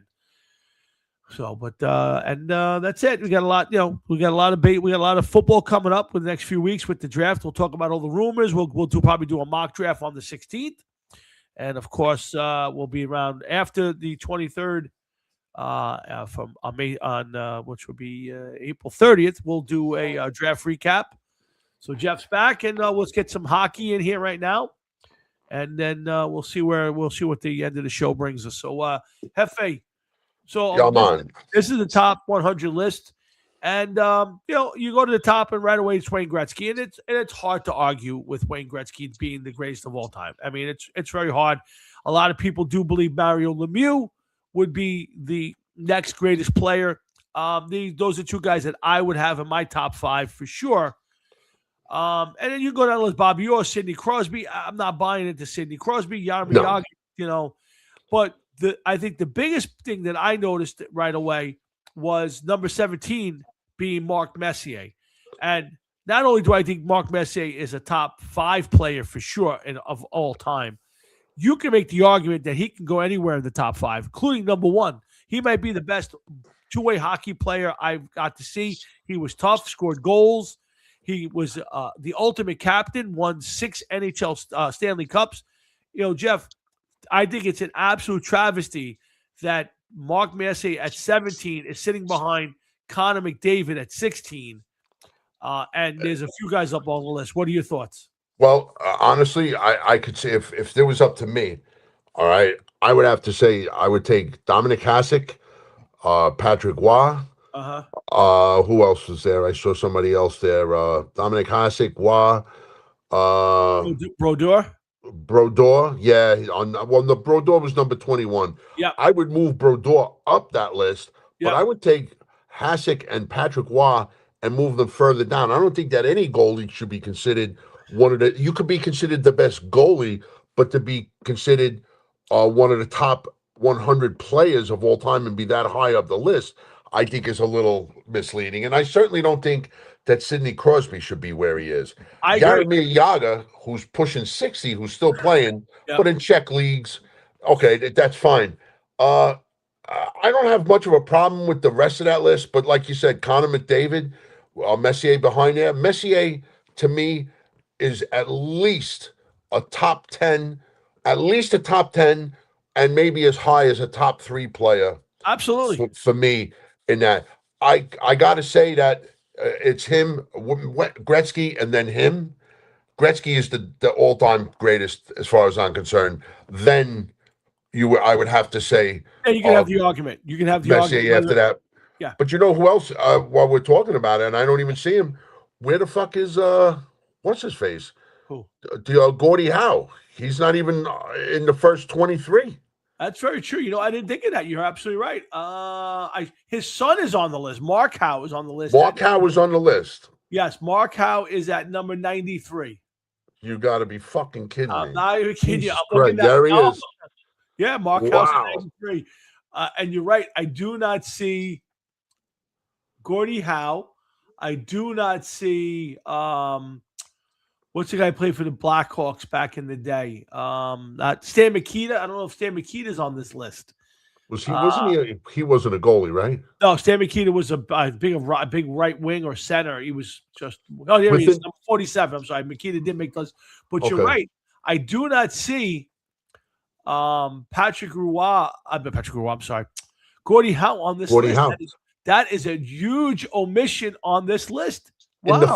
In the first 33, the ones that shock me that are over Gordie Howe. You ready? Of course, Sidney Crosby. Yeah. Ovechkin. Yep. Lidstrom. Okay. Waugh. McDavid. Dennis Potvin. Yeah, I mean, Dennis Potvin was a really good player, but I never thought Dennis Potvin was a great player. I mean, Solani. Yeah, I mean, there's a lot. Yeah, there's a bunch of guys on that. You're right. Brian Trottier, Chelios. Yeah. I don't know. Joe Thornton, Sergei Fedorov, ahead of fucking Gordie Howe. Well, again, here, my first problem is Gordie Howe deserves to be on this list, and in the top 10.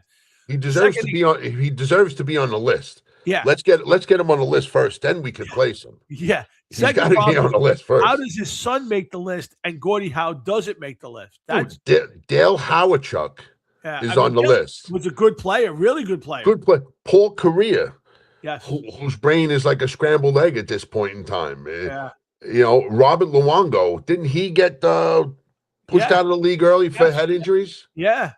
Yeah. I mean, I'm just looking at the list. Austin Matthews, again, young player. I mean, how did some of these guys Grant Fuhr, who was on how many Stanley Cup teams, is number 71. Yep. Yeah. How many do you know how many Stanley Cups Patrick Waugh won? Well, it was at least 3, right? I would say at least 3. I would say, yeah. I'd have to look it up to get it right. I am shocked that Gordie Howe is not on the list. Well, let's say they got Mark Howe wrong with Gordie Howe. They would still have him at 93. My God, he's not a top 100 player. Who is Henrik Zetterberg? I've never even heard of him.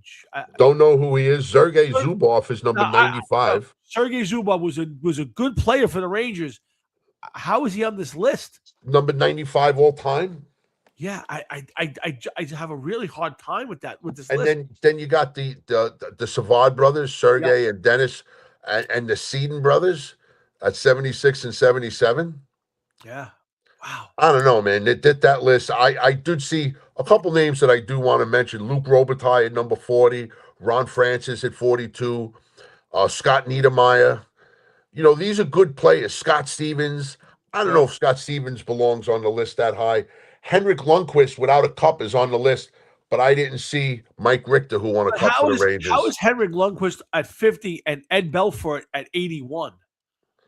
Grant Fuhr at 7. How is he ahead of Grant Fuhr? I mean, Grant Fuhr's been on how many Cup teams? Was a great goalie with Moog, and I don't even see Moog on the list. No, he's not. Matt Sundin at 61. I don't really have a problem with that, but I think he should be a little bit further down. Yari Curry at 39. I mean, I mean, you're telling me that if Evalny Malkin is better player than Yari Curry? This is a crazy list. Look where fucking what do you call it? I just had it. Eric Lindros, number 38, whose career was cut short. Yeah. Jerome and Gingler. I think he should be a little higher up on the list. Yeah, this is a weird list, and you brought up a great point. I didn't even pick up on the fact that Gordie Howe's not on this list. I mean, I don't understand that. So the answer to the question, Brendan Shanahan, 59. Yeah, is Dominic Hasek the greatest goalie of all time? Well, that's what they're telling us. That's what I'm asking, because that's basically what it comes down to. Is that I'll say no, but I'll tell you this much: what I'm going to do is I'm taking this list because I have the list also, and I'm going to go through the goalies this week and put together their stats and stuff, how many Stanley Cups and shit that they've been in and played. Oh yeah, I mean, because all right, so let's look. If you had to forget the list, if I said to you, Jeff, one game, one goalie, who's your goalie? Wow. One game, one goalie. Who's my goalie? Wow. All time, doesn't have to be on this list or not. One game, one goalie. Who's your guy? That's Ron Hextall. Who's not on the list, by the way. Yeah, I'm surprised. I got to go Patrick Waugh, man. I would agree with that. And so Patrick Waugh is the number 2 goalie all time based on this list. So it's not far off in that way. And I do think Martin Brodeur was a great goal. I think did he win 3 cups? I think he won 3 with the Devils. I think he ended up with the most wins, period. Yeah. So I don't have a problem. I have a hard time putting the goalies this high on the list, but the order is not terrible. I might flip-flop Roy and Hasek. But the it's not terrible. I don't like that Henrik Lundqvist is at 50. I think he was a great goalie, but I don't think you could say he had a better career or was a better goalie than Grant Fuhr, who won who won at least 3 or 4 cups. So yeah, I don't. No. I think Mike Gardner at 67 is a little low. I always thought Mike Gardner was a much better player than portrayed. I mean, one of the fastest skaters of all time, and one of the hardest shots of all time. So it's interesting, Liz. Yeah, I'd love to see you break down the goalies a little bit with wins and losses and goals against. Grant Fuhr, I had to look him up real quick, right? Yep. First black goalie, I believe, in the NHL. All right. He playing career from 1981 to 2000. He was drafted number 8 overall by the Edmonton Oilers in 1981. 6-time NHL All-Star. I'd have to definitely records. Holds NFL records for most assists and points by a goaltender in regular season playoffs combined. You want to take a shot at that one? How many? 61. Wow. Holds a NHL record for longest undefeated streak by a goaltender in his first NHL season, 23. Most assists in a single season by a goaltender, 14. Wow. Most consecutive appearances in a single season by a goaltender, 76 games. Wow. Yeah, no, listen, I definitely think he's way underrated on this list. Should be way ahead of Henry. If you had a list of goaltenders, I'm not sure Henry Lundqvist is. Put it this way, if you ask me who was the better goalie, I could argue with you that Mike Richter was a better goalie than Henrik Lundqvist. I think Lundqvist was great. Mike Richter has a fucking Stanley Cup under his belt, and he went up and won in the Canada Cup. He had a great series when the U.S. beat Canada in '96. So I'm not downgrading Henrik Lundqvist, but if you're matching guys up and you go career. I mean, there's some guys missing off this list. Sergei Zubov has no business being on this list. Matt, the kid from the Islanders, Schaefer, is played great this year. He may be all Brian Trottier was number 28 on that list. Yeah, again, Trottier was a good player. Again, why is Dennis Potvin so high? Dennis Potvin was not he is a Hall of Famer. I get it. He won a bunch of cups. I never thought Dennis Potvin was a great hockey player. I just never did. I mean, to be honest with you, I would take Kenny Morrow over Dennis Potvin any day of the week. I know Kenny Morrow was a better hockey player, and he won 4 cups too. So there's a lot of guys that are questionable on this list. Pavel Bure, number 36. I know that he was a great player, but he wasn't in the league long enough compared to some of these other guys. Yeah, I'm most of these guys fall into the career, like Mike Modano at 51. Mike Modano was a good player. He wasn't better than Mike Gardner. Or Robert Luongo, you're right, should not be on this list at 63, ahead of Dale Howardchuk. Dale Howardchuk. I know he scored 500 goals plus. Yeah, he was a good player, but yeah, again, Paul Kariya. I didn't think Paul Kariya played that long to be on that list. I'd have to look that up. But Carey Price, yeah, again, there's some. I get once you get to like the 70s and 80s, and they didn't pick a lot of the old time players. It's kind of like the NFL that didn't exist before. Before the Super Bowl. This list is mostly guys who played in the mid 70s and later. There's a couple of guys. Well, so did Gordie Howe. No, I agree with you. There's no reason Gordie Howe's not on this list. Gordie Howe held every record. Gordie Howe was Wayne Gretzky before Wayne Gretzky, and he was a tough son of a bitch. My first problem is Mark Messier way too low. Way too low. Yep. My second problem is, Gordie Howe needs to be on this list, way ahead of some of these other guys. So that's the second part. And I have a problem with some of the goalie stuff here. So it's an interesting list, and lists are tough. When you start getting into the 100, there's been tens of thousands of players. It is very hard to narrow it down to 100. Well, and this list is post 1967. Yeah, okay, but Gordie Howe played into almost 1980. No, listen, you're not getting no argument for me. Yeah, you're no argument for me at all. If you're going to have Gretzky at number 1 and Ovechkin at number 6, you got to have Gordie Howe on this list. And if you were placing Gordie Howe do? I know Mark Howe was big in the WHL or WHA, whatever. He had a pretty good career with the Flyers in the 70s too. He wasn't bad. He was not a great player. 70s and 80s. I don't know why he's on this list, but he wasn't a terrible player. I just don't know why. Same thing like Sergei Zubov. Why is Sergei Zubov on this list? He had a couple good years with the Rangers, and then he got traded and played okay, but he ain't on the. He shouldn't be on this list. And there's no way that Jari Kurri is one spot ahead of Luc Robitaille. Robitaille is a good player, but not him. So what, dude? Luc Robitaille had a good record, man. Oh yeah, he was one of those guys that slipped under the fucking radar. He played in a couple different places. Yeah, he played with Gretzky in Los Angeles. They didn't really do much over there. Oh. I don't think they ever got into the cup. Maybe they got to the Stanley Cup once with Gretzky. Yes, they got to the cup once with Gretzky. They lost that year. Yeah, 4 years. Yeah, but I mean, one thing I remember about Luc Robitaille, I was married the first time, and I was watching a Ranger game with my wife at the time, and they were interviewing him, and he fucking adjusted his helmet, and I remember telling, I was like, did you see the size of that man's hand? It looked like a catcher's mitt. Luc Robitaille had some of the biggest hands I ever seen in my life. Really? Oh my God, dude, it was fucking huge. Huge. It was like, could you imagine this guy in the corner, like jabbing you in the ribs or something? Yeah. And how are you going to get the stick out of his hand? And he never came across as a big guy. He never came across that way. I don't know the rest of them, but I know that his hands, they must have run out after they moved from their hands.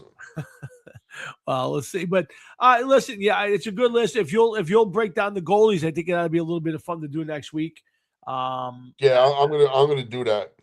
All right. And last thing on my list for the night is, Jeff, did you know that there's an Iron Maiden documentary coming to the movie theaters on May 7th? Yes. Called Burning Ambition. It's the 50th anniversary of the the origination of Iron Maiden. They're coming in concert this year. But there's actually a documentary playing in major movie theaters. I don't think it's going to be a long run. It might be kind of a Spinal Tap thing where it's a couple days.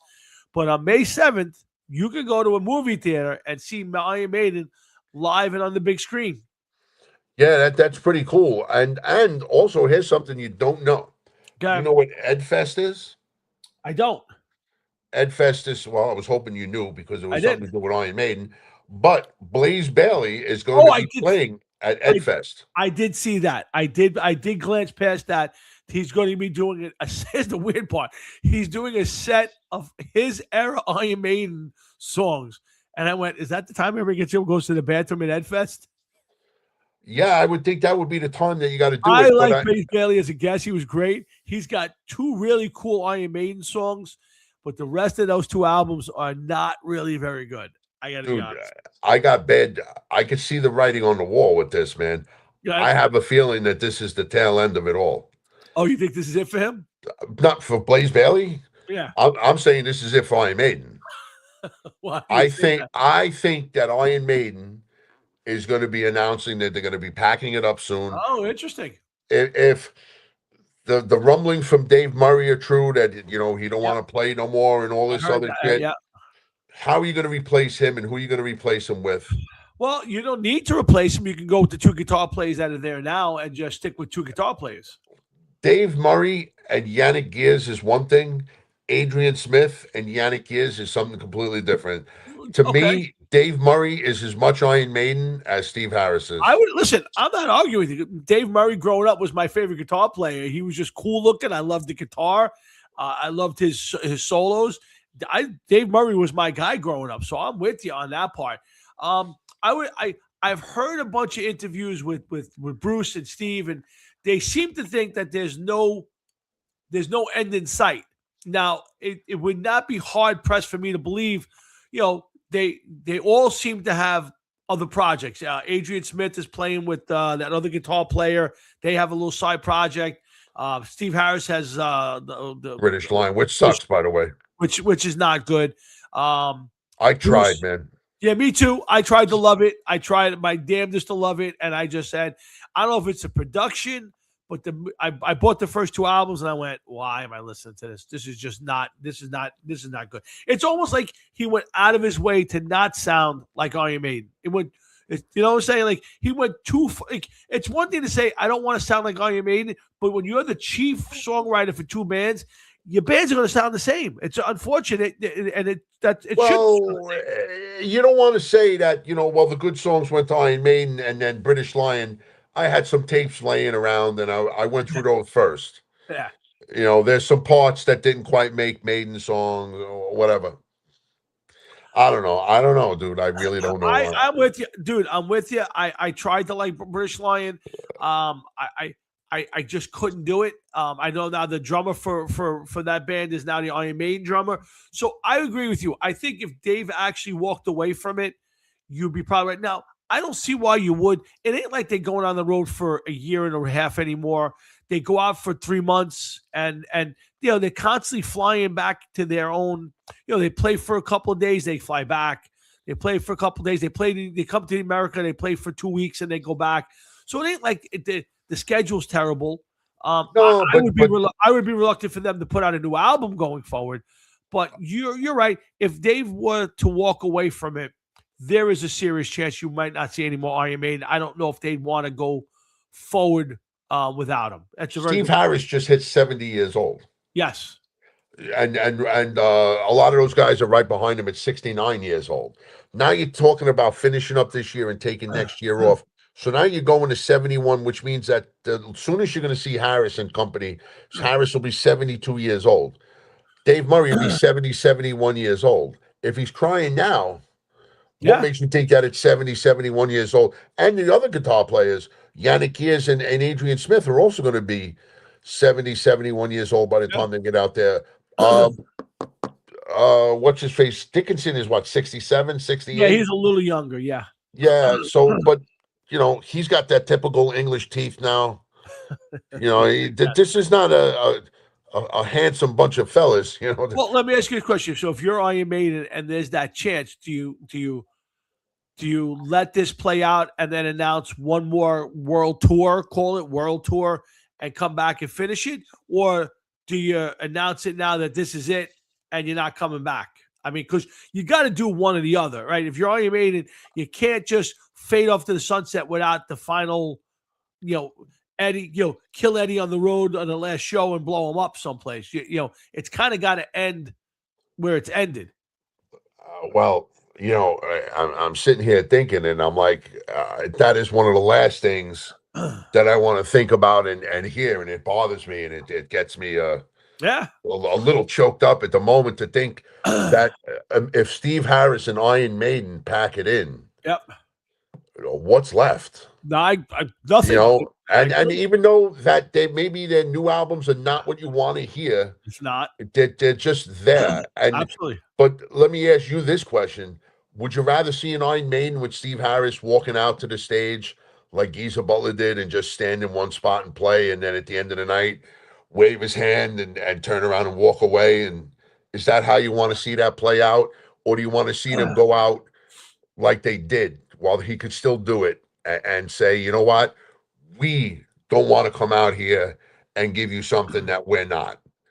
No, we want to leave you with a memory. We don't want to be Kiss when Right. they went out with how they went out. We don't want to do that. We just want to go out on top. Yeah. We want to go out on our terms when we still have something left in the tank. Because if we come back and we want to do a one-off and we can't do it what we once did the stage show, then at least we let, you know what I'm saying? We did it for us. I would prefer to go out see Iron Maiden for the last time and then do it as close to the Iron Maiden that I grew up loving and walk away and be done with it and not be geriatric Iron Maiden where they stand in the corner and you got to hope Steve doesn't run too fast and break a hip. Yeah. I mean, that's so. The last time I saw Maiden was a few years ago. They were great. They sounded great. They were terrific. I hope to go see them this summer. I think they'll always sound great, Tom. Yeah, I think they're just one of those bands that are just always going to sound great. And you know the best part? Everybody says, well, they're kind of progressive metal and everything else. They didn't start off that way. No, not at all. And they had a punkish sound in the first album. Oh, They refined a little bit in the second album, and then they became a heavy metal band in the third album. And maybe now at best, maybe they're not even a metal band anymore. Maybe they're just a hard rock band from England. But you want to know something? They're still Iron Maiden. Oh, absolutely. Yeah. They're still Iron Maiden, man. Yeah, I like I said, I think you're right. I think any tour could be their last tour. One guy gets sick. Like I think the one guy, I mean, there's two guys. I think the two guys that if they decided to pack it in where Maiden would stop and exist would be Dickinson and Harris. I think there's a chance, not a big one, that if Dave said, I'm done, that they wouldn't continue on, whether they brought another guitar player in or they went with the other two guys. There's a chance they could continue. If Steve walked away, there is no Iron Maiden. And I think if Bruce walked away or got sick or whatever, I think that's the end of Iron Maiden. I don't think he would try to put another singer in there after the second run now, which has been going on since 1999. I think he'd be hard-pressed. I think he was hard-pressed to replace Nico, but it's still the drummer. You know what I mean? It's still just the drummer.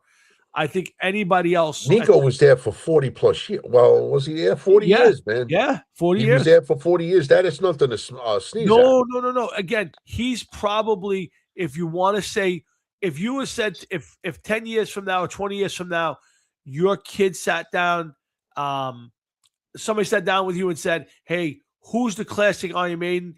You would probably have to put Nico in there before Clive Burr.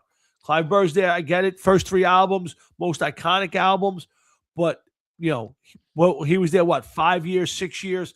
Nico managed to be there 40 years and became, to me, Iron Maiden's drummer. If you ask me for the classic Iron Maiden group, he's the drummer. I have to put him in there. I don't know. That's a tough one to answer for me. It's very tough because, oh, my God. To me, think about it. So Nico had, let's say, 3 great albums or really good albums with Peace of Mind and Power Slave. Power Slave, and what was the next? Was it Seventh Sign? Somewhere in Time. So there's 2 great albums, let's say it, and 1 good album. Obviously the first 3, they're great albums. So it's close on the albums. Maybe I'll give Clive, he played on better albums, but Nico also had 40-something years as Iron Maiden's drummer. So it's a tough contest. I mean, it's hard to, but for me, if I sat down and they said, what's the classic Maiden? It's that Peace of Mind band with Nico on drums and the two guitar players, Bruce and Steve. That's Iron Maiden as far as I'm concerned. Good night, Matt. Well, it's hard to say anything about that, but it was Nico's first album with Iron Maiden. Yeah. It took a while for him to fit in, and there was a Correct. lot going on with Maiden, especially with what they were doing to Eddie at the time, because they kind of ripped his brain out and stuff Sure. like that. And, and every time that Maiden, everybody would always look for the hidden messages in the album covers and Yes. what's going to happen to Eddie. Where was He the little changed guy a on the little album? bit. Yeah. Yeah, he changed a little bit. Things had changed different, but that was a big change. Sure. And Absolutely. Of course. After, was Power Slave a good album? Yes. But Yes. that was the first of the fucking 10-minute plus songs. too. Correct. Yes. It was Okay. to me, it was the beginning of the end of the great Iron Maiden albums. At that It point, was still a good album.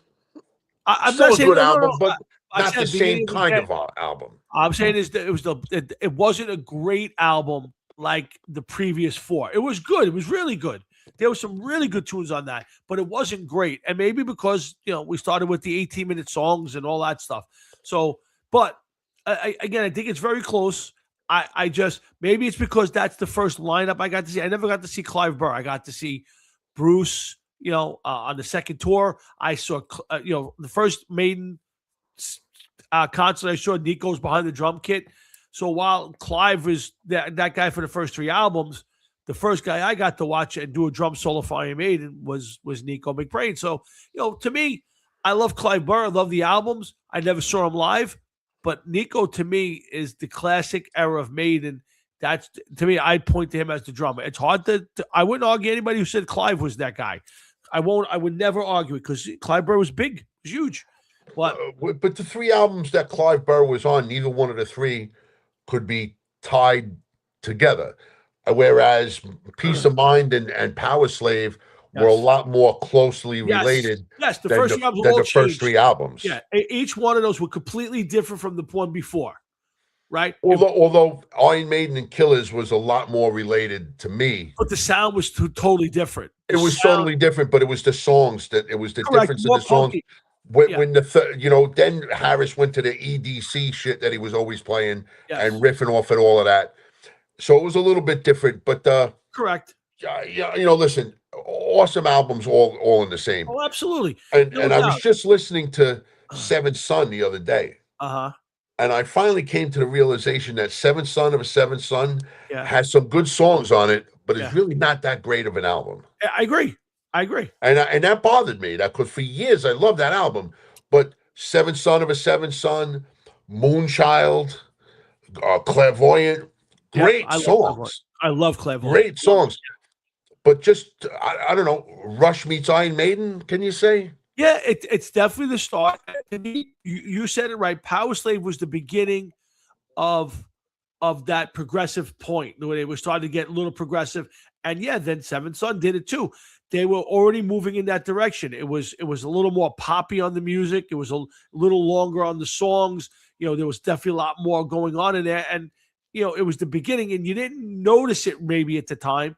Now looking back on it, you say, yeah, it might have been that kind of Iron Maiden meets Queensryche meets Rush meets kind of for me, No Prayer for the Dying. That's when they kind of lost me. I agree. I just didn't feel the same about them since. A lot of good songs. Yeah. But I just didn't feel Bring Your Daughter to the Slaughter. I didn't like it. Wasn't that a Bruce song? I think wasn't that a Bruce song that they pulled over? I don't know, dude. I don't know. I think that was on a Bruce album, and they brought that over. I could be way off on that one. I'm actually going to look for that right now because I want to know what I'm talking about as I say it.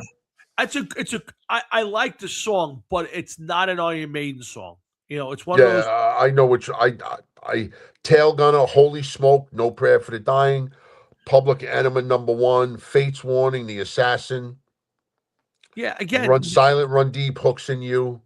And you know what? That wasn't the album that I'm thinking of. It wasn't No Prayer for the Dying. It was Okay. the next one, I think, Fear of the Dark. Be Quick or Be Dead, From Here to Eternity, Afraid to Shoot Strangers, Childhood End, Judas Be My Guide, Weekend Warrior was a gay song. Yeah. Again, there's not a song on that album where you go, "I'm listening to that today. I got to hear that song." It's been forever. You never hear it on Sirius Radio. I listen to Sirius all the time. The main songs come up. It's never from that album.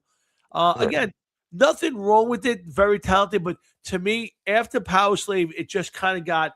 It was up until that point, up to Power Slave. You could go, I'm going to listen to 3/4 or better of every Iron Maiden album and like the songs. After Power Slave, that tumbled. It was less and less on the great songs and songs you had to skip past to get to the ones you liked. Yeah, I hear you.